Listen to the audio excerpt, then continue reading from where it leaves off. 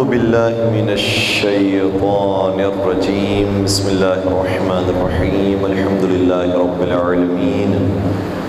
الحمد لله الذي هو الأول والآخر والظاهر والباطن وله الملك وله الحمد يحيي ويميت ويحيي وهو حي لا يموت بيده الخير وهو على كل شيء قدير.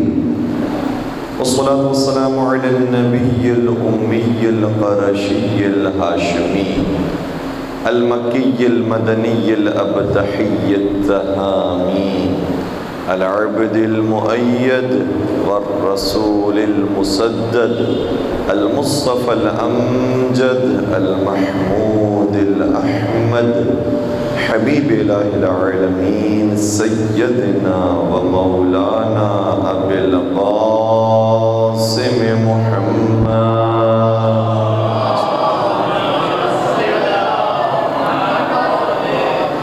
وعلى أهل بيته الطيبين الطاهرين المعصومين المظلومين الذين ذهب الله عنهم الرجس وطهرهم تطهيرا.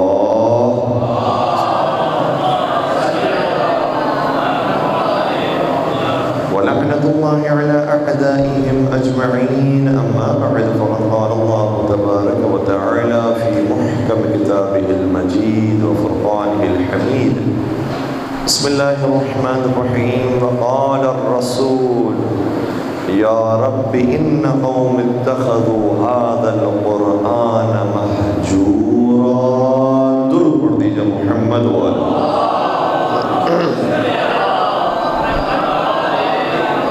کل جو ہم نے سلسلہ گفتگو شروع کیا تھا قرآن اور مولا علی کی مناسبت سے، آج اس کی دوسری اور آخری نشست ہے، اور یہ موضوع بہت زیادہ اہمیت کا حامل ہے. اس کی اہمیت اس اعتبار سے بھی ہے کہ کچھ سالوں سے وہ قوم کی جن کے پاس قرآن بھی تھا اور ناطق قرآن بھی، وہ قوم کے جس کے پاس قرآن بھی تھا اور وارث قرآن بھی، وہ قوم ایسی ہے کہ جو تھوڑا تھوڑا سا اہل بیت سے بھی غافل ہونے شروع ہوئے اور تھوڑا تھوڑا سا قرآن کریم سے بھی غافل ہونا شروع ہوئے. کل بہت بڑی بات ہے کہ ایک مشہور نام علامہ سید شفیع الرضا زیدی صاحب تشریف لائے اور انہوں نے عزت افزائی بخشی. تو انہوں نے اس بات کا ذکر کیا، انہوں نے فرمایا کہ دیکھیں علامہ طالب علی صاحب نے جملہ کہا تھا اپنے زمانے کے اعتبار سے. اب تو زمانہ اور بھی زیادہ تنزلی کا شکار ہو گیا، اور صرف تنزلی اس معاملے کے اندر نہیں ہے، پاکستان کی ہر چیز کے اندر آپ کو ہلکا ہلکا سا زوال نظر آ رہا ہے. تو کہتے ہیں کہ طالب علی صاحب نے زمانے میں جملہ کہا تھا کہ پہلے تک ممبر سے فضائل پڑھے جاتے تھے، لیکن اب وہ دور آ گیا ہے کہ ممبر سے فضائل نہیں پڑھے جا رہے ہیں، صرف دشمنوں کو گالیاں دی جا رہی. کب وہ قوم کے جس کے پاس قرآن اور اہل بیت کے اعتبار سے کمی نہیں ہے کسی چیز کی، کیا ایسا ہوا ہے کہ ہمیں بلا وجہ کسی کے اوپر لعن طعن کرنے کی ضرورت پیش آ گئی ہے، برا بھلا کرنے کی ضرورت پیش آ گئی ہے، اور مجمع کا بھی مزاج یہ بن گیا جب تک گالی نہ دی جائے تو واہ واہ بھی نہیں ہوتی.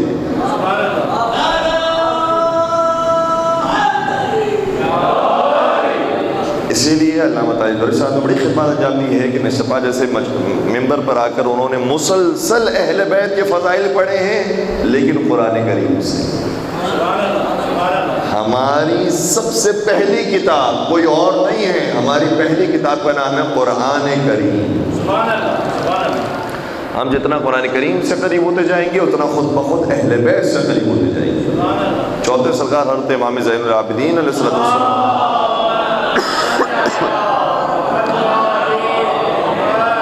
جب قیدی بنا کر شام لے جائے جا رہے ہیں، اسیران کربلا کو شام لے جایا جا رہا ہے، اور شام والوں کو نہیں معلوم ہے کہ کون ہے یہ ہستیاں جو آ رہی ہیں.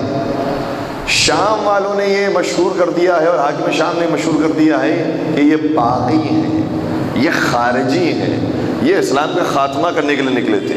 اسلام کا نام استعمال کیا انہوں نے، اسلام کا خاتمہ کرنے کے لیے افراد آئے ہیں، اس لیے ہم نے ان کے مردوں کو قتل کر دیا ہے، ان کی عورتوں کو، ان کے بچوں کو اسیر بنا لیا ہے، اور اب آنے والی قوم کے لیے عبرت بنانا چاہتے ہیں. تو تو اس موقع پر جب مولانا سید سجاد شام میں داخل ہوئے اور ایک بوڑھے شامی نے یہ جملے کہنا شروع کیے، تو مولانا سید سجاد نے کوئی سوال نہیں کیا کہ میرا تعارف میں تمہیں رسول سے کرواتا ہوں، علی ابن ابی طالب کے فرامین سے کرواتا ہوں، حضرت زہرا کے کلمات سے کرواتا ہوں. نہیں، مولانا سید سجاد نے اتنا سوال کیا، اے شامی تو صرف مجھے اتنا بتا دے تو نے قرآن پڑھا ہے؟ اگر تو نے قرآن پڑھا ہے تو پھر میں بات آگے بیان کروں. اس سے کہا کہ کیوں نہیں، میں مسلمان ہوں، میں پکا مسلمان ہوں، میں نے قرآن پڑھا ہے.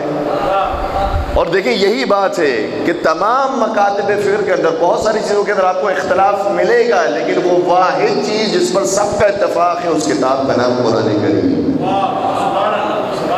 اس لیے قرآن کے ذریعے ہم بات کریں وہ آسان ہے، بجائے اس لیے کہ ہم دیگر فرامین کو لے کر آئیں. قرآن کریم ہی اتنی بہترین کتاب ہے.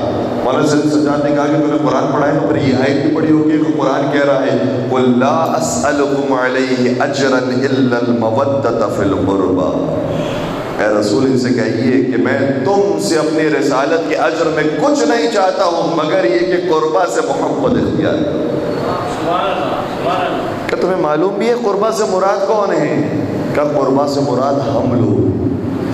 اور ایک آیت نہیں، پے در پہ آیتوں پر آئے تھے. ظاہر سی بات ہے کہ ان کے گھر میں تو قرآن کی آیتیں نازل ہوئی ہیں. اور امام حسن ایک مرتبہ حاکم شام کے ساتھ جب بحث ہو رہی تھی اور گفتگو ہو رہی تھی تو اس نے یہی کہا تھا کہ تو ہماری برابری نہیں کر سکتا، کیونکہ تیرے گھر میں گانا بجانے والیاں گانے بجاتی تھی اور ہمارے گھر میں جبرائیل قرآن کی آیتیں سناتا تھا.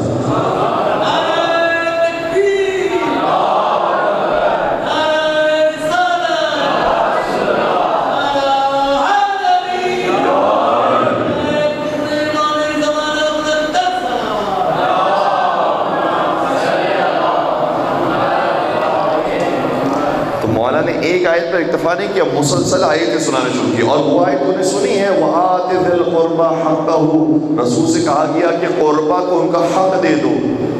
جن کو حق دینے کا کہا گیا ہے وہ قربہ ہم ہیں. اور وہ آیت تو نے سنی ہے وَاعْلَمُوا أَنَّمَا غَنِمْتُم مِّن شَيْءٍ فَأَنَّ لِلَّهِ خُمُسَهُ وَلِلرَّسُولِ وَلِذِي الْقُرْبَى.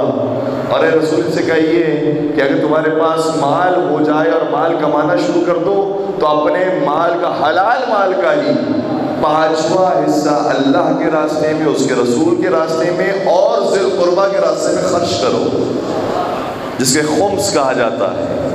یہ خمس کوئی شیعوں کی ڈکشنری سے نکلا ہوا لفظ نہیں ہے، یہ خدا کی کتاب کی ڈکشنری سے نکلا ہوا لفظ ہے. بہت سارے الفاظ ایسے ہیں جو لوگ یہ سمجھتے ہیں کہ شیعوں نے رائج کیے ہوئے ہیں. نہ امامت کا لفظ ہماری کتاب میں آیا ہے، نہ لعنت کا لفظ ہماری کتاب کے اندر آیا ہے، نہ خمس کا لفظ ہماری کتاب کے اندر آیا ہے. یہ تینوں الفاظ وہ ہیں جو اللہ کے قرآن میں آئے ہیں. اب ان سے سوال کیجئے جو حافظین قرآن تو بن جاتے ہیں لیکن انہیں نہیں معلوم کہ قرآن نے کہا ہے اے ابراہیم سارے امتحانات کو سر کرنے کے بعد ہم نے جو تمہیں سب سے بڑا عہدہ دیا ہے وہ امامت کا عہدہ. اور مباہلہ کے میدان میں جب دشمنان اہل بیت کے اوپر لعنت بھیجنے کے لیے اور مباہلہ کرنے کے لیے جاتی ہیں ہستیاں تو کہتی ہیں کہ ہم چونکہ سچے ہیں جو ہم میں سے جھوٹا ہوگا اس پر اللہ کی لعنت ہوگی. تو لعنت جو شیعہ بھیجتے ہیں یہ اپنی مرضی سے اپنی کتاب کو دیکھ کر نہیں بھیجتے ہیں، یہ اللہ کی کتاب میں لفظ موجود ہے. یہ اور بات ہے کہ ہم ان کو ماننے والے ہیں جو لعنت بھیجنے کا کام کرتے ہیں. اگر وہ ہستیاں، وہ بزرگان ان کے ساتھ ہوتے تو یقین ان کی یہاں پر بھی لعنت بھیجی جا رہی ہوتی ہے. چونکہ ہمارے اماموں نے، ہمارے معصومین نے جھوٹوں کے اوپر اللہ کی لعنت بھیجی ہے تو ہم نے انہی کی پیروی کرتے ہوئے آج کے زمانے کے بھی جھوٹوں پر اللہ کی لعنت بھیجی. تو لعنت کا لفظ، امامت کا لفظ، شیعت کا لفظ، شیعہ لفظ قرآن کریم کے اندر آیا ہے، خمس کا لفظ قرآن کریم کے اندر آیا ہے. تو مولانا سید سجاد نے کہا کہ تو نے یہ آیت سنی ہے کہ خدا فرماتا ہے کہ خمس دے دو ذی القربہ کو. اس میں ذی القربہ سے مراد کون ہے؟ کہا ہم ہیں. ہمیں کہا گیا ہمارا حق دے دو، ہمیں کہا گیا خمس دے دو، ہمیں کہا گیا کہ ان سے محبت کرو. اور پھر کہا کہ تو نے یہ آیت بھی سنی ہے کہ انما یرید اللَّهُ لِيُذْهِبَ عَنْكُمُ الرِّجْسَ أَهْلَ الْبَيْتِ، کہ اہل بیت سے رزق کو دور کر دیا جائے اور انہیں واقعاً معصوم اور پاک و پاکیزہ بنا دیا جائے۔ یہ اہل بیت کون ہے؟ کہا کوئی اور نہیں، یہ ہم اہل بیت ہیں جن کی شان میں آئے ہوتے ہیں۔ اور جیسے ہی بوڑھے شامی کو یہ معلوم ہوا کہ اچھا آپ ہی اہل بیت تھے، اس نے تو پہلے حیران ہو کے سوال کیا، کیا خدا کی قسم تم ہی اہل بیت رسول ہو جن کو اس حالت کے اندر یہاں پر لایا جا رہا ہے؟ سمجھ نہیں پایا، لیکن جب مولانا سید سجاد نے سر کو جھکا کر کہا کہ ہاں ہم ہی رسول کے اہل بیت ہیں، تو پھر رہا نہیں کہ سر کے امامے کو اتارا، زمین پر پٹکا، اور جو شامی فوجی موجود تھے ان سے لڑنا شروع کیا، اور لڑتے لڑتے جام میں شہادت نوش کر لیا۔ کچھ حسین کے اوپر مرنے والے وہ تھے جو کربلا میں شہید ہو گئے، اور کچھ ایسے تھے کہ جو کوفہ اور شام کے راستوں میں حسین میں شہید ہو گئے۔ یہ بوڑھا شامی اس موقع پر شہید ہوا۔ تو معرفت اہل بیت بھی اس وقت حاصل ہوگی جب ہم قرآن سے قریب ہوں گے۔ ایک ہمارے دوست، ایک ہمارے بھائی کل ہمارے پاس آئے، انہوں نے بھی عزت افزائی بخشی۔ انہوں نے کہا کہ ہم نے قرآن کا ادارہ کھولا ہے اور ہم حفظ قرآن کروانا چاہتے ہیں۔ جیسے ہی ادارہ ہم نے کھولا تو بعض افراد ہم سے چڑ کھانے لگے اور برا محسوس کرنے لگے کہ انہوں نے حفظ قرآن کا یہ کیا سلسلہ شروع کر دیا، کیونکہ ہم نے تو یہ سنا ہے کہ جتنے حافظ تھے انہوں نے عام طور پر محافظوں کے سامنے مقابلہ آرائی کی، تو اس لیے انہوں نے یہ حفظ قرآن کا سلسلہ کیا شروع کر دیا۔ میں نے کہا آپ گھبرائیں نہیں، آپ وہ طریقہ اختیار کریں کہ جو اہل بیت کے چاہنے والے ہیں وہ خود بخود قرآن سے بھی قریب ہو جائے۔ کیوں؟ کیونکہ قرآن نے جتنا اہل بیت کا ذکر کیا ہے اتنا کسی کتاب نے نہیں کیا۔ اور آپ چاروں طرف اپنے مدرسے کے، اپنے یہاں پر جو بھی حجرہ موجود ہے وہاں چاروں طرف آپ قرآن کی وہ آیتیں لگا دیجئے جو صرف اہل بیت کی شان میں آئی ہے۔ وہ آیتیں کم تھوڑی ہیں، 1 2 3 4 5 20 40 50 60 100 نہیں 200 نہیں۔ ابن عباس سے کہتے ہیں نزلت فی علی ابن ابی طالب اکثر من 300 آیت، علی کی شان میں، تنہا علی ابن ابی طالب کی شان میں قرآن کی 300 سے زیادہ آیتیں نازل ہوئی۔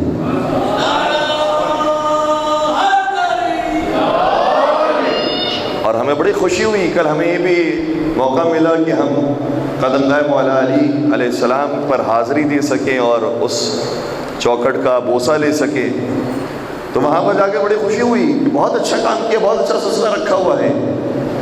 کہ جب ہم نے ان کے مختلف حجروں کو دیکھا اور خود اس صحن کو دیکھا اور خود اس ماحول کو دیکھا، تو بعض مقامات پر باقاعدہ آیتیں بھی لکھی ہوئی ہیں، اس کا ترجمہ سندھی زبان میں بھی لکھا ہوا ہے، اور جتنی بھی میں نے دیکھی آیتیں جو وہاں پر آویزہ تھی وہ سب کی سب آیتیں اہل بیت کی شان میں نازل ہونے والی تھی۔ تو اس سے اچھا کیا کام ہوگا کہ آپ قرآن ہی کے ذریعے اہل بیت سے قریب کروا رہے ہیں۔ یہی تو کام کیا گیا ہے۔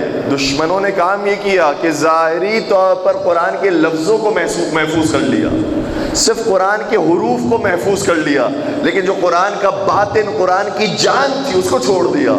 ہم قرآن کو ایسے اجاگر کریں گے کہ قرآن کا جیسا حق بنتا ہے وہ ادا کریں، پھر صرف لفظوں کے اوپر بات نہیں ہوگی، قرآن کے معنی اور مصادیق کو بھی بیان کیا جائے گا۔ اس سے اور کوئی بہتر کام نہیں ہو سکتا، قرآن ہی کے ذریعے اہل بیت کا تعارف پیش کیا جائے۔ اور پھر لطف کی بات یہ ہے کہ سیدہ کائنات حضرت فاطمہ زہرا سلام اللہ علیہا نے جب اپنے حق کی بات کی، جب ظالم کے دربار میں سیدہ کائنات نے اپنے حق کی بات کی تو کون سی حدیث پیش کی؟ کوئی حدیث پیش کی کہ میرے بابا نے میرے بارے میں یہ فرمایا تھا، میرے بابا نے یہ بھی فرمایا تھا، میرے بابا نے، کوئی کم ہے حدیث بی بی کی شان میں؟ فاطمۃ بضعۃ منی، فاطمۃ سید نساء العالمین، بے شمار احادیث بی بی کی شان میں۔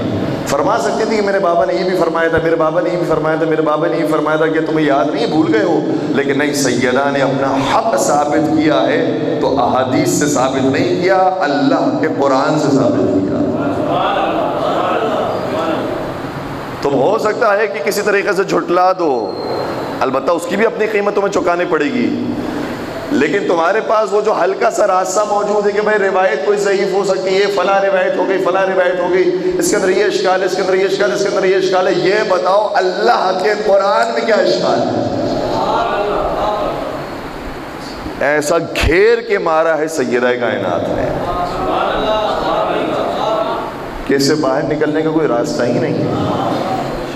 اور آج بھی یورپ کے اندر جہاں فکریں آزاد ہیں، جہاں سوچ آزاد ہے، انہی مکاتب فکر کے علماء بیٹھے ہیں اور ایام فاطمیہ کے اندر ہی انہوں نے کانفرنس رکھی کہ خطبہ جناب سیدہ کے اوپر گفتگو کی جائے، بات کی جائے کہ خطبہ جناب سیدہ کتنا اتھینٹک ہے، جو اس کے اندر آیات پیش کی گئی ہیں وہ واقع دلیل بن سکتی ہے نہیں بن سکتی۔ تو اس کانفرنس کے اندر جہاں مختلف مکاتب فکر کے لوگ موجود تھے اور وہاں شیعہ حضرات موجود نہیں تھے، انہوں نے پورا دن کانفرنس کرنے کے بعد آخر میں نتیجہ یہ دیا، اگر ہماری سمجھ میں حق آتا ہے تو یہ آتا ہے کہ حق سیدہ کائنات بنت رسول کے ساتھ۔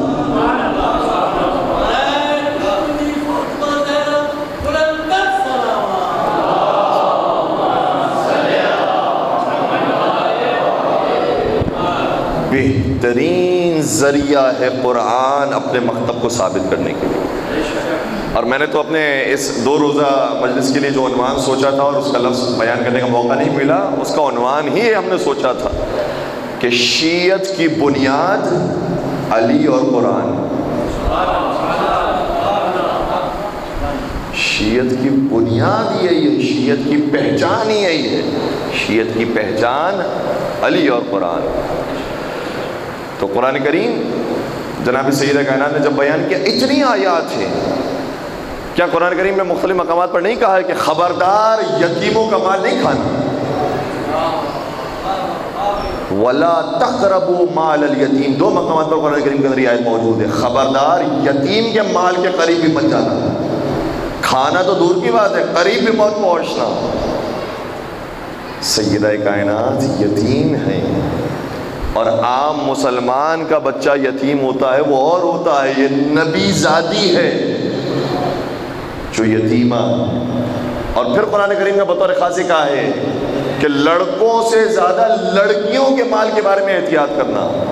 لڑکے تو پھر بھی اپنا مال محفوظ کر سکتے ہیں، لیکن بچیوں کے مال کے بارے میں، لڑکیوں کے مال کے بارے میں، جو کمزور ہو اس کے مال کے بارے میں زیادہ احتیاط کرنا۔ تو سیدہ کائنات یتیم نہیں ہے، وہ صاحبزادی ہیں اور شہزادی اور بیٹی ہیں کہ جن کے مال کی حفاظت کا زیادہ حکم دیا گیا۔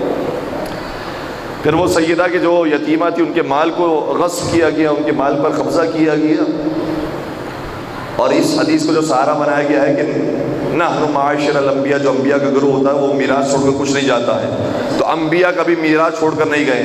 تو کہا کہ تمہاری روایت ٹھیک کہہ رہی ہے یا اللہ کا قرآن صحیح کہہ رہا ہے؟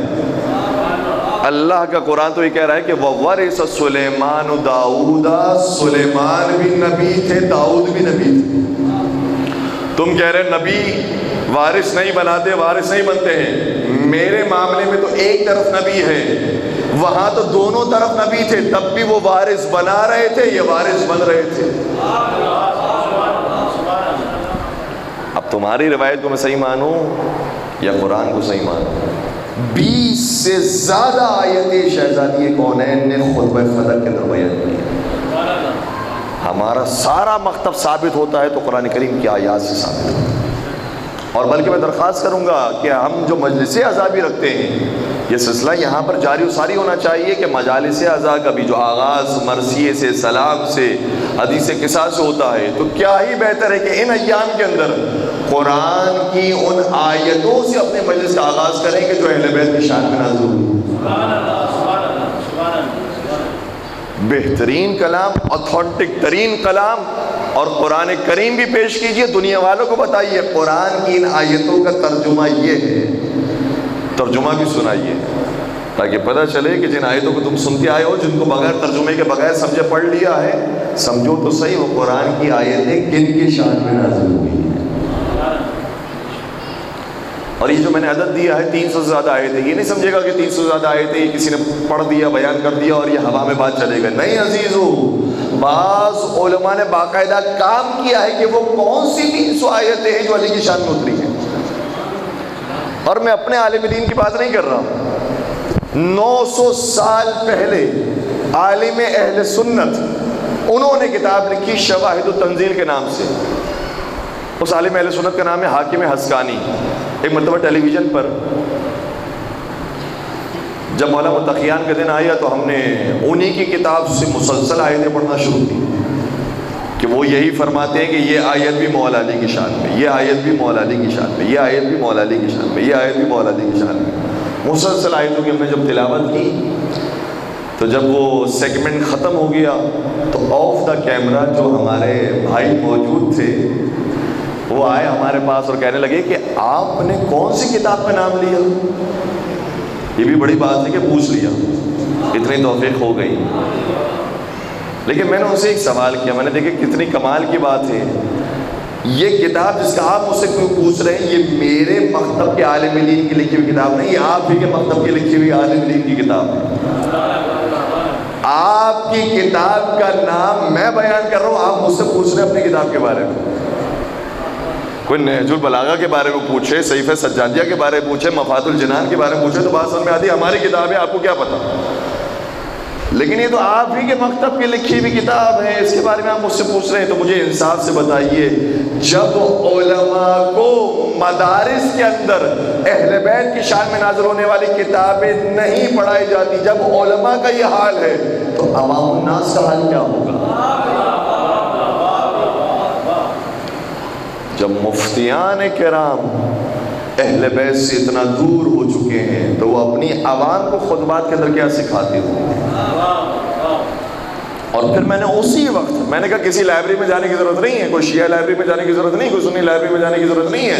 میں نے کہا اسی وقت آج تو ٹیکنالوجی کا زمانہ ہے، یہ موبائل اور یہاں پر سرچ کیا وہ کتاب آ گئی، میں نے کہا یہ ڈاؤن لوڈ کیجئے، یہ میں نے آپ کو سینڈ کر دی.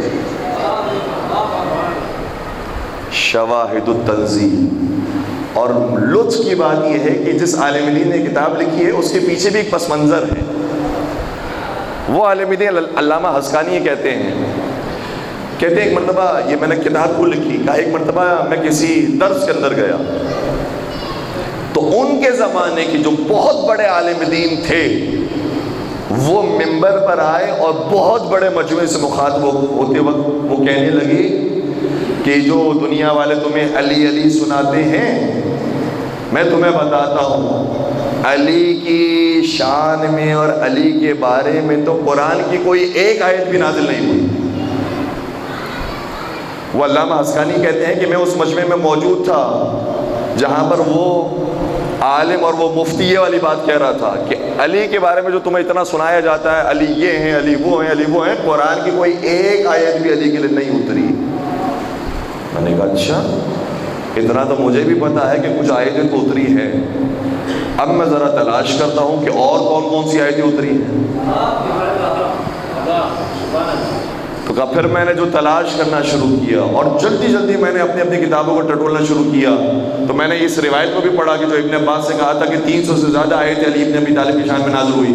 میں نے بہت زحمت کی، میں نے بہت تلاش کیا اور بالآخر میں نے خود اپنی کتابوں کے مطالعے کے بعد وہ آیتیں جمع کی جو علی کی شان میں نازل ہوئی تھی، تو اس کی تعداد 209 آیتیں. یہ آج بھی کتاب موجود ہے، 209 آیتیں ہی موجود ہیں اور 209 آیتیں انہوں نے لکھ کر ہر آیت کی ذیل میں روایت لکھی اپنی کتاب سے. کہتے ہیں یہ جو 209 آیتیں میں نے جمع کی ہیں یہ بہت جلدی میں جمع کر لی، مجھے ٹائم نہیں ملا، اس لیے کہ وہ جو شقی انسان کہہ کر گیا تھا کہ علی کے لیے کوئی آیت نہیں اتری ہے، اس کو جواب دینا ضروری تھا، اس لیے میں نے جلدی کتاب شائع کی اور جلدی مارکیٹ میں پھینک دی تاکہ جلدی سے لوگوں تک پہنچے اور اس کا جواب مل سکے. ورنہ اگر مجھے وقت ملتا تو میں اور تلاش کرتا، میں اور کتابیں پڑھتا، میں اور روایتیں ٹٹولتا تو یقیناً مجھے اس سے زیادہ آیتیں ملتی جو علی کی شان میں نازل ہوئی. کہتا ہے میں نے تحقیق کا دروازہ بند نہیں کیا ہے، میں کہہ رہا ہوں میرا علم ناقص ہے، میری تحقیق ناقص ہے، لیکن میں نے جلدی میں کتاب لکھی ہے، تحقیق کا دروازہ ابھی بھی کھلا ہے. بعد میں آنے والے علماء اس موضوع پر اور کام کریں اور بتائیں دنیا والوں کو کہ اور کون کون سی آیتیں تھی کہ جو علی کے لیے اتری، اور کام کیا بعد میں آنے والے علماء نے. اور انہوں نے جب کتابیں لکھی ہیں تو بتایا ہے کہ ہزاروں آیتیں، 1000 سے زیادہ آیتیں علی ابن ابی طالب کی شان میں نازل ہوئی. کیسے؟ کہا کہ نبی اکرم نے فرمایا تھا، اور ابن عباس کا جملہ یہ ہے کہ قرآن میں جس بھی آیت کے اندر یہ آیا ہے یا ایھا الذین آمنو، یا ایھا الذین آمنو، یا ایھا الذین آمنو، تو میرے نبی نے شاہ فرمایا ہے اے صاحبان ایمان، اے صاحبان ایمان، یہ بھی تو جان لو صاحبان ایمان کا امیر اور مولا کون ہے۔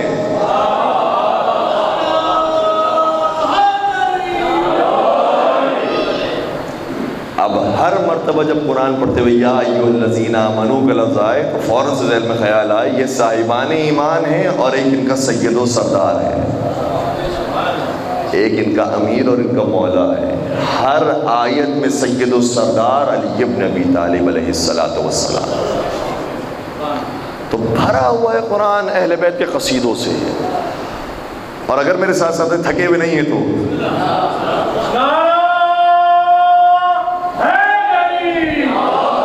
دیکھیں، 2-3 مرحلے ہیں قرآن کریم سے قریب ہونے کے۔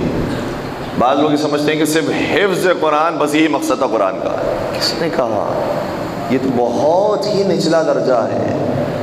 حفظ قرآن کا مطلب آج کل کے زمانے میں لے لیا گیا ہے کہ صرف لفظوں کو رٹ لینا، سمجھے بغیر، سیکھے بغیر کہ قرآن کیا کہہ رہا ہے اس کے بغیر رٹ لینا یہ حفظ ہے۔ یہ کس نے کہا حفظ ہے؟ سب سے پہلا مرحلہ قرآن کے بارے میں آتا ہے حرمت قرآن، احترام قرآن۔ اسی لیے آپ کو تاریخ میں ہمیشہ شیعان حیدر کرار قرآن کا احترام کرتے ہوئے نظر آئیں گے، قرآن کو محفوظ مقام پر رکھتے ہوئے نظر آئیں گے، قرآن کریم کو چومتے ہوئے نظر آئیں گے۔ لیکن جو قرآن کے بے احترامی کرنے والے لوگ ہیں، انہوں نے کسی زمانے میں قرآن کو یا نیزوں پہ چڑھا دیا تھا، اور آج کے دور میں بھی جائیے تو جا کر دیکھیے گا، اس زمانے میں قرآن کو نیزوں پہ اٹھایا تھا، اور آج کے دور میں وہ قرآن کو اپنے سر کے نیچے رکھتے تھے۔ وہ اٹھانا بھی عجیب تھا یا گرانا بھی عجیب۔ سب سے پہلا مرحلہ حرمت قرآن، اہل بیت نے حرمت قرآن بتائی۔ دوسرا مرحلہ تلاوت قرآن، قرآن کریم کے لفظوں کو پڑھنا آنا چاہیے اور خوبصورت انداز میں پڑھنے کی کوشش کریں۔ چوتھے سرکار حضرت امام زین العابدین علیہ السلام جب پڑھا کرتے تھے،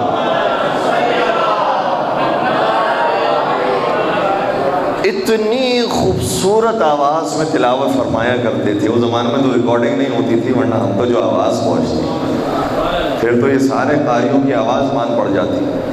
تو مولا سے سجا اتنے پیارے انداز میں قرآن کریم کی تلاوت کیا کرتے تھے کہ آپ کی دہلیز سے باہر جو لوگ گزرنے والے ہوتے تھے وہ رک جاتے تھے اور ٹھہر کر قرآن کو سنا کرتے تھے۔ قرآن ان کے دلوں میں اتنا اثر کر رہا ہوتا تھا، ان کو تبدیل کر رہا ہوتا تھا، ان کے اوپر راشا طاری ہو رہا ہوتا تھا، آنکھوں سے آنسو جاری ہوتے تھے۔ سنتے تھے کہ سید سجاد کی تلاوت کیا ہے۔ اب پتہ چلا ہے قرآن کیسے پڑھا جاتا ہے۔ سید سجاد نے تلاوت قرآن کریم۔ پھر تیسرا مرحلہ آتا ہے، تلاوت ہو گئی، اب سمجھے قرآن کہنا کیا چاہ رہا ہے، اور سمجھانے کے لیے اتنا ضروری کام تھا جو ہم یہ سنتے رہتے ہیں بات، اس کو اس انداز سے سنیے گا۔ نبی اکرم قرآن کریم لے کر آئے، لیکن اس قرآن کو سمجھانا اتنا ضروری تھا کہ نبی نے علی کی ذمہ داری رکھی تھی، اے علی اپنے گھر سے باہر نہیں نکلنا جب تک کہ تم قرآن کو سمجھانے کے لیے مکمل نہ کر دو۔ اور علی ابن ابی طالب نے جب وہ قرآن مکمل کیا، جس کے اندر تفسیر موجود تھی، جس کے اندر تاریخ موجود تھی، جس کے اندر مصادیق موجود تھے، جس کے اندر شان نزول موجود تھا، جب وہ قرآن مکمل ہو گیا اور جو حاکم تھا اس کو کہا گیا یہ قرآن دنیا میں منتشر کرو، دنیا والوں کو بتاؤ کہ قرآن کی کون سی آیتیں کس کے بارے میں اتری ہے، تو ظاہر سی بات ہے کہ وہ کیسے منتشر کر سکتا تھا۔ اس نے کہا اے علی یہ قرآن آپ اپنے پاس ہی لے جائیے۔ تو اس کا مطلب کیا ہوا؟ اس کا مطلب یہ ہوا کہ دشمن وہ ہوتا ہے جو صرف علی کو نظر انداز نہیں کرتا، دشمن وہ ہوتا ہے جو علی کے ساتھ ساتھ قرآن کو بھی نظر انداز کرتا، اور جو علی والا ہوتا ہے جتنا علی سے قریب ہوتا ہے اتنا قرآن سے بھی قریب ہوتا ہے۔ اور یہ قرآن اتنا اہم تھا کہ پھر بعد میں آنے والے ائمہ علیہم السلام بیان فرماتے ہیں کہ وہی قرآن میراث میں ہمیں ملا ہے۔ قرآن میں اتنی عظیم چیز تھی، وہی میراث کے اندر ہمیں ملا ہے۔ ہم جانتے ہیں کہ کون سی آیت کس کے بارے میں اتری ہے۔ اسی لیے شاید آج دنیا میں حفظ قرآن پر تو بڑا زور ہے، قرآن کے لفظوں کو یاد کر لو، لیکن کوئی بھی قرآن کے لفظوں کو سمجھانے پر بات نہیں کرتا۔ آج بھی فہم القرآن کے نام سے کوئی یہ جرت نہیں کرتا کہ ٹی وی پر آ کر فہم القرآن کا درس دے سکے۔ یہ جرت اگر کوئی کر سکتا ہے تو علی والا ہی کر سکتا ہے۔ وہ علی والا ہی بتا سکتا ہے کہ قرآن کہنا کیا چاہ رہا ہے۔ اور دیکھیے یہی ہوتا ہے، عام طور پر جو دشمن ہے اس کے پاس کچھ نہیں ہے، خالی ہے اس کا ہاتھ، اس کے پاس جو بھی نام ہے، جتنے بھی بڑے بزرگ کا نام ہے، وہ ہمارے مولا کے غلام کمبر سے بھی چھوٹا ہے، ٹھیک ہے؟ اس لیے وہ اپنے بزرگوں کا نام استعمال نہیں کرتا۔ جب بھی ہمارے مقابلے میں کوئی چیز لے کر آتا ہے تو یا اہل بیت کے مقابلے میں قرآن کو لانے کی کوشش کرتا ہے، یا علی کے مقابلے میں اللہ کو لانے کی کوشش کرتا ہے۔ اس کے پاس کچھ ہے ہی نہیں۔ آپ اسے لڑیے نہیں، آپ اسے کہیے جس قرآن کی تو بات کر رہا ہے وہ قرآن ہمارے پاس ہے، جس اللہ کی تو بات کر رہا ہے وہ اللہ ہمیں علی نے بتایا ہے۔ ہمارا اللہ سے کیا جھگڑا؟ سب سے قریب ہم اللہ کے ماننے والے ہیں، سب سے قریب ہم قرآن کے رہنے والے ہیں۔ اس لیے ہماری بحث نہ اللہ سے نہ قرآن سے، ان بزرگوں سے ہے جن کے بارے میں بار بار قرآن یہ کہہ رہا ہے کہ یہ میدان سے فرار کرنے والے تھے یا آپ کو چھوڑ کر چلے جانے والے تھے۔ اور یہ ساری باتیں یہ نہ سمجھے گا کہ کوئی شیعہ خطیب آ کر ممبر سے بیان کر رہا ہے اور آپ سن رہے ہیں اور آپ دلچسپی لے رہے ہیں، اس میں واہ واہ کر رہے ہیں۔ نہیں، یہ قرآن کی آیتیں ہیں۔ ہر جمعے کو سورہ جمعہ مفتی پڑھتا ہے، لیکن کبھی اس نے یہ بتایا سورہ جمعہ کی جو آخری آیت ہے وہ ان لوگوں کے بارے میں ہے جو نبی کے ساتھ نماز پڑھتے تھے، جب تجارتی کاروان آیا تو نبی کو نماز میں چھوڑ کے بھاگ گئے۔ وَإِذَا رَأَوْا تِجَارَةً أَوْ لَهْوًا انفضوا إِلَيْهَا وَتَرَكُوكَ قَائِمًا۔ بعض ایسے بھی تیرے پیچھے نماز پڑھنے والے ہیں، جیسے تجارتی کاروان کو آتا ہوا دیکھتے ہیں، مال دنیا کے چکر میں تجھے بھی چھوڑ کے چلے جاتے ہیں۔ اب پتہ چلا یہ جو بھاگنے والے تھے یہ صرف میدان سے بھاگنے والے نہیں تھے، یہ مسجد سے بھی بھاگ جانے والے۔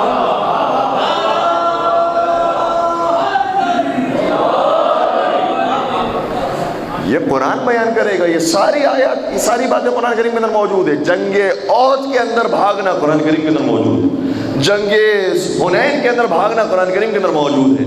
اسی لیے تو یہ علی کی جنگوں کے بیان سے گھبراتے ہیں۔ علی کسی جنگ میں نہ بھاگے ہیں نہ بھاگنے والوں کے پیچھے گئے ہیں۔ وار ہوتے ہیں جو کبھی جنگ سے بھاگتے ہیں اور کبھی عام نہتے لوگوں کے پیچھے بھاگتے ہیں، لیکن علی ابن ابی طالب نے کبھی کوئی میدان نہیں چھوڑا۔ اور یہ بھی جملہ ہدیۃً لے کر جائیے گا، مولا متقیان کی جتنے فضائل سنتے رہتے ہیں، علی ابن ابی طالب کی تلوار کا کیا کہنا، اکیلے آدھے سے زیادہ لشکر کو واصل جہنم علی ابن ابی طالب نے کیا۔ یہ علی کی شجاعت ہے۔ سوال یہ کہ انہوں نے کتنا مارا، وہ بھی تو میدان میں آتے تھے نا۔ انہوں نے 10 مارے، 20 مارے، 40 مارے، 50 مارے، یہ بھی تو پتہ چلے۔ میں اپنے عالم دین کا کلام نہیں پیش کر رہا۔ ابن ابی الحدید معتزلی یہ ہمارے برادران کے یہاں ایک مکتب اور ایک فرقہ ہے۔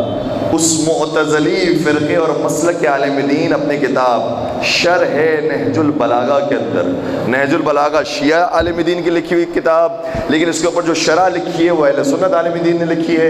ابن ابی الحدید معتزلی اپنی کتاب شرح کے اندر یہ کہتے ہیں کہ میں بتاتا ہوں ہمارا جو سب سے پہلا تھا اس سے کتنوں کو مارا، میں اس کا کلام بیان نہیں لفظ بلفظ پیش کرتا ہوں۔ کہتے ہیں کہ لم یرمی قط ولا سل سیفا ولا اراد دما، کہ جو ہمارا بزرگ تھا وہ میدان میں آیا تو کرتا تھا مگر اس نے کبھی کسی کو زخمی بھی نہیں کیا، کبھی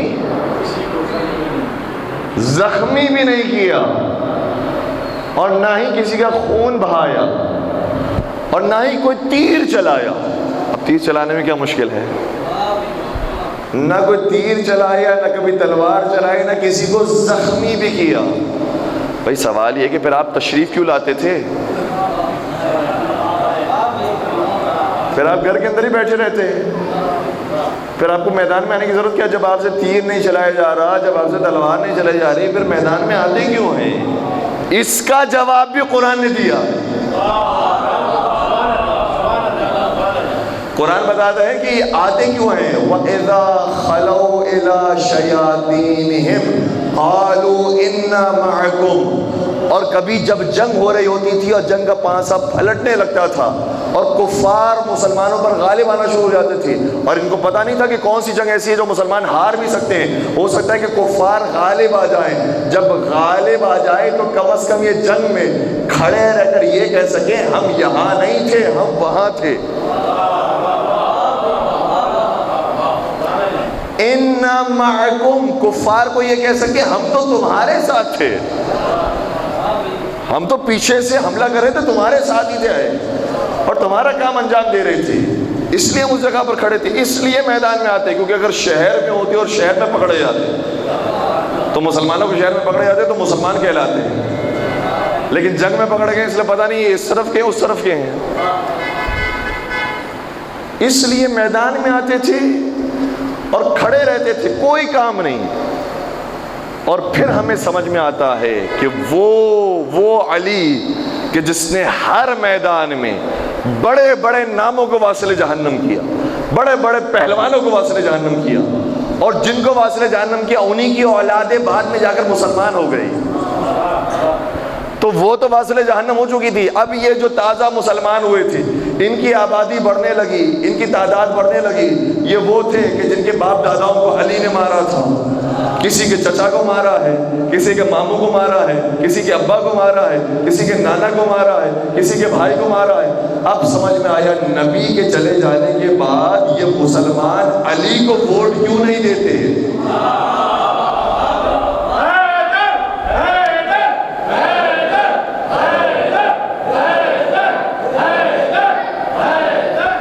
اب سمجھ میں آیا کہ علی کا ساتھ دینے والا کوئی کیوں نہیں ہے، کیونکہ علی کے بزرگ، علی نے سارے بزرگوں کو مارا ہے.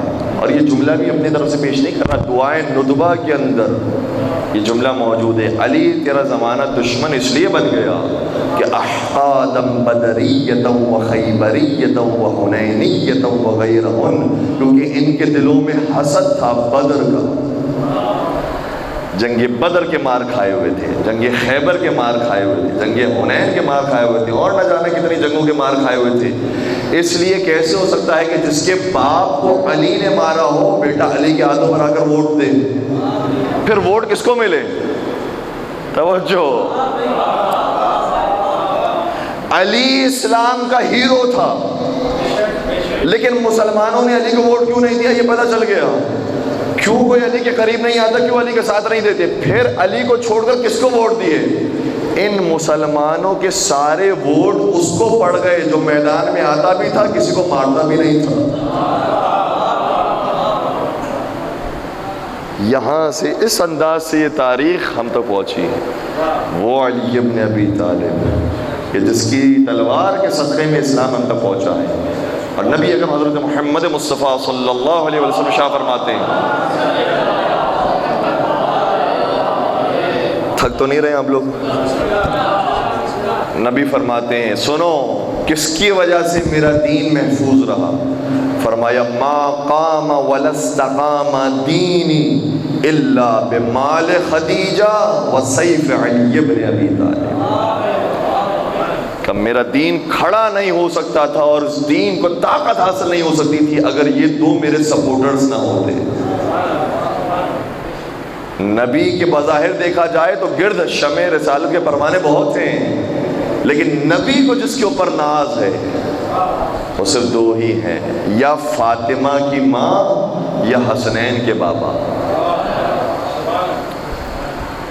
کہ خدیجہ طاہرہ وہ تھی جنہوں نے اپنے سارے مال سے اسلام کی آبیاری کی ہے. اور دوسرے علی بن ابی طالب کی تلوار تھی جس کی وجہ سے اسلام کو طاقت حاصل ہوئی ہے۔ یہ دو ہستیاں نہ ہوتی تو اسلام نہ بچ سکتا۔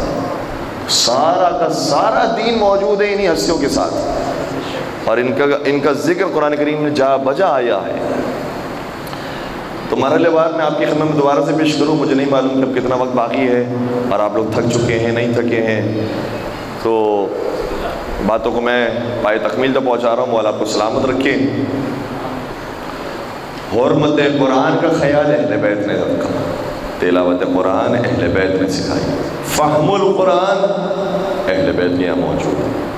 اور اسی طریقے سے جہاں اہل بیت کا ذکر قرآن میں آیا ہے، ایک میں لفظ کہنا چاہ رہا ہوں، اہل بیت کے فضائل بھی قرآن میں موجود ہیں اور اہل ریب کے رذائل بھی قرآن میں موجود ہیں۔ ایک ہے اہل بیت، ایک ہے اہل ریب۔ ریب کا لفظ قرآن کریم میں استعمال ہوا نا، لا ریب فیہ، اس میں کوئی شک نہیں ہے۔ تو کچھ ایسے جو شک کرنے والے تھے، ان کا ذکر بھی قرآن کریم میں جا بجا آیا ہے۔ اب میں ایک گوشے کو کھولنے کی کوشش کر رہا تھا، لیکن اس گوشے کو چھوڑتے ہوئے انشاءاللہ کبھی بعد میں فرصت ہوئی تو آپ کی خدمت میں حاضر ہوں گے۔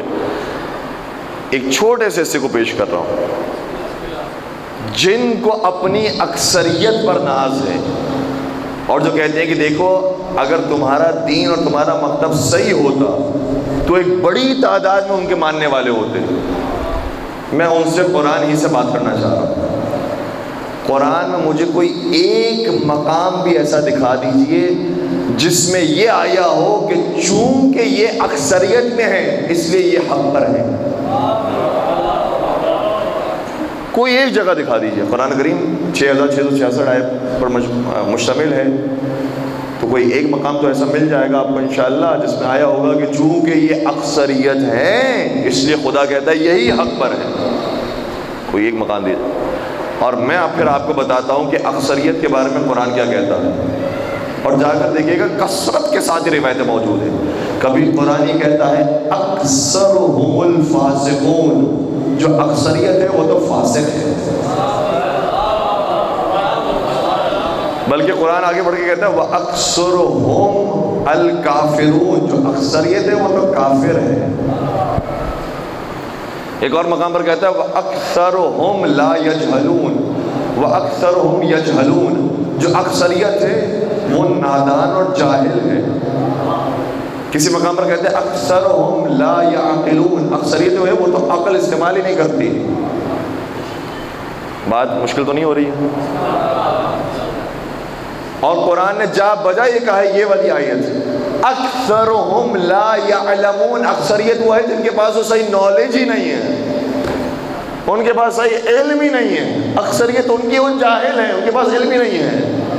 لیکن مزے کی بات یہ، توجہ رکھیے گا، مزے کی بات یہ، قرآن نے بار بار کہا ہے کہ اکثریت وہ ہے جو علم نہیں رکھتی، لیکن یہ کبھی نہیں کہا کہ اکثریت وہ ہے جو عمل نہیں کرتی۔ کیا مطلب؟ اکثریت عمل تو بہت کرتی ہے،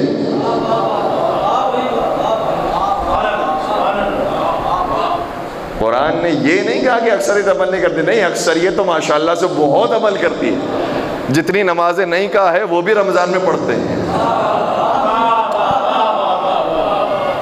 جتنے سفر میں روزے نہیں گئے ہیں وہ بھی سفر میں رکھتے ہیں۔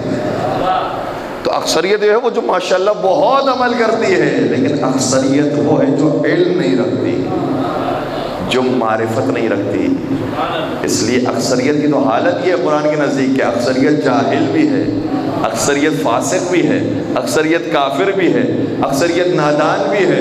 ہاں، اکثریت ہو سکتا ہے عمل بہت کرنے والی ہو، لیکن جو قلیل ہیں وَقَلِيلٌ مِّنْ عِبَادِيَ الشَّكُورُ، اور میرے بہت کم بندے ایسے ہیں جو شکر گزار ہیں۔ اللہ اکبر، ناز ہے ہمیں تعداد کم ہو لیکن صحیح دین پر عمل کرنے والے، تعداد کم ہو لیکن خدا کے شکر گزار بندے ہو، تعداد کم ہو لیکن با معرفت ہو، بس عزیز ہو۔ خدا کو سلامت رکھے، خدا زندگی دے۔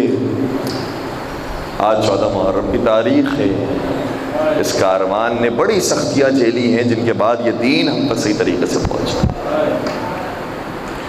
اس دین کو پہنچانے میں جہاں امام حسین کی قربانی ہے، جہاں مولا غازی عباس کے شانوں کی قربانی ہے، جہاں علی اکبر کے کلیجے کی قربانی ہے، جہاں قاسم کی لاش کی قربانی ہے، جہاں شہزادے علی اصغر کی گل مبارک کی قربانی ہے، وہیں سکینہ کے رخسار کی بھی تو قربانی ہے، وہیں سکینہ سلام اللہ علیہا کے دامن کی بھی تو قربانی ہے۔ یہ سکینہ سلام اللہ علیہا، بعض لوگ یہ سمجھتے ہیں، مجھ سے آج بھی کسی نے سوال کیا، ہمارے جو سوشل اکاؤنٹ ہے اس کے اوپر یہ سوال کیا کہ ایک شخص ایسا ہے کہ جو پہلے بڑا مولائی تھا لیکن وہ دور ہو گیا ہے، اب وہ ہر چیز تحقیق سے طلب کرتا ہے، وہ کہتا ہے کہ ریفرنس بتائے۔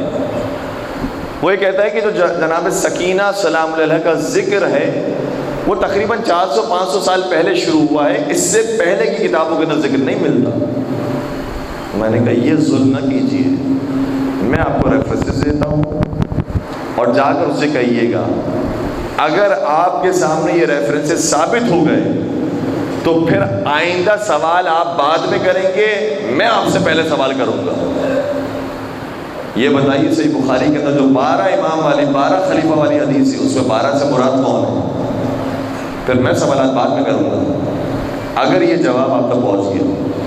اور پھر جواب کے اندر جو میں نے ریفرنسز دیے اس کے اندر چند مثالات کی پیش کر رہا ہوں۔ جب مولا حسین وداع آخر کے لیے آئے تھے تب بھی فرمایا تھا، یا زینب، یا ام کلثوم، یا سکینہ، یا فاطمہ علیکن من السلام، اے میری بہن زینب کبریٰ، اور اے شہزادی رباب، اور اے میرے 4 سالہ سکینہ، تم سب پر حسین کا آخری سلام۔ آپ کو پتہ ہے نا، کبھی کبھار ہم جاتے ہیں کسی میلے کے اندر چلے جاتے ہیں، 40 کا اجتماع ہوتا ہے، 40 کے اجتماع میں کتنے لوگ ایسے ہیں کہ جو زیارت کرنے کے لیے گئے ہیں۔ کبھی اس طرح کہ جب اجتماع میں انسان جاتا ہے، خدا نہ کرے لیکن کبھی انسان کا بچہ، انسان کی بیٹی ہاتھ چھڑا کر کہیں اور چلے جاتی ہے، اور اچانک جب وہ پیچھے سے غائب ہو جاتی ہے، پتہ نہیں چلتا کہاں چلے گئی۔ یہ سمجھتا ہے انسان کہ جیسے میری دنیا ختم ہو گئی، پیروں تلے زمین نکل گئی ہے، میری بیٹی کہاں چلے گئی، اب میں اس اجتماع میں تجھے کہاں ڈھونڈوں گا۔ باپ موجود بھی ہو تب بھی بیٹی کو ڈھونڈنا بڑا مشکل ہوتا ہے، اور اگر باپ موجود نہ ہو اس بچے کو کیسے تلاش کیا جائے۔ اے زینب کبریٰ، یہ 30,000 کا لشکر ہے، میری بیٹی کہاں کھو گئی، میری بیٹی کو کس نے اٹھا لیا، میری بیٹی کو اپنے ساتھ کون لے کر چلا گیا۔ یہ شہزادی ڈھونڈ رہی ہے، اور ڈھونڈتے ڈھونڈتے میرا دل یہ کہتا ہے یہ بی بی نہر فرات آئی ہوگی اور کہا ہوگا، بھیا عباس آپ کو تو معلوم ہوگا آپ کی سکینہ کہاں چلے گئی۔ سکینہ آپ کے پاس تو نہیں آئی، سکینہ پانی پانی کہتے ہوئے آپ کے پاس تو نہیں آئی، اور جب کوئی جواب نہیں آیا، کبھی کسی لاشے پر کبھی کسی لاشے پر بی بی گئی، یہاں تک کہ ایک لاشے سے آواز آئی، الیہ الیہ، ادھر آ جائیے ادھر آ جائیے، اور بی بی جیسے قریب آئی تو کیا دیکھیے کہ چھوٹی سی بچی ایک بے سر لاشے سے لپٹی ہوئی ہے۔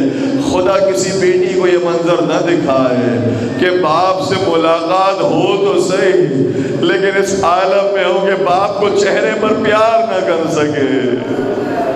اگر باپ زخمی بھی ہوتا ہے نا تو بیٹی مر جاتی ہے، کہتی بابا آپ کو کس نے مارا، یہ زخم کیسے آیا، کس سے یہ کام کیا، مجھے بتائیے۔ لیکن ہائے سکینہ، آپ کو جب بابا سے ملاقات ملی ہے، بابا کا سر موجود نہیں۔ اجرکم علی اللہ، چھوٹی بچی کے مسائل میں آواز بلند رکھیے گا۔ یہ بچی جو سینے پر سونے والی تھی، اس کو سینے پر جگہ نہ ملی، پائے مبارک پہ آگے بیٹھ گئی۔ شاید کوئی بچہ سوال کرے گا سینے پر کیوں نہیں سوئی؟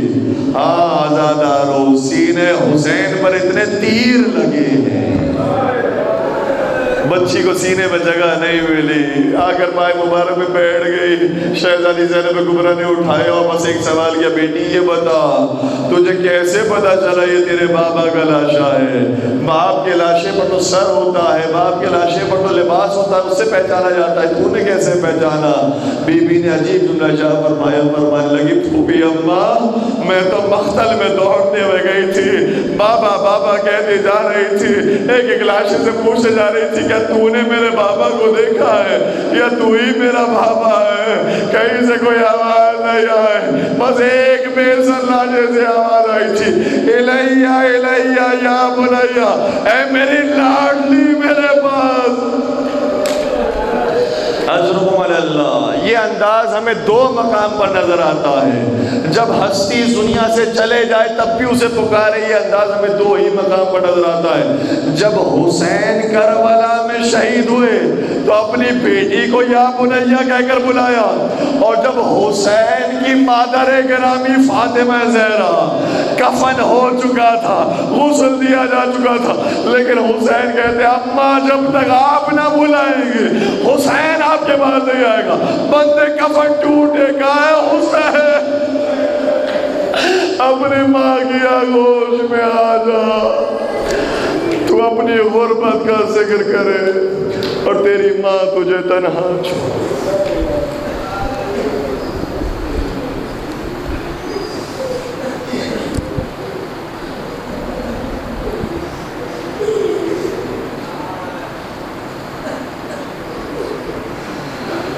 ألا ولعنة الله على القوم الظالمين وسيعلم الذين ظلموا أي منقلب ينقلبون۔ پالنے والے ہمارے اس خلیص عبادت کو اپنی بارگاہ میں قبول فرما، ان گنہگار آنکھوں سے جو آنسو جاری انہیں رومال حضرت سیدہ کائنات میں جگہ نصیب فرما۔ فرش عزا پر آنے والے کسی بھی مومن کو خالی ہاتھ واپس نہ لوٹا۔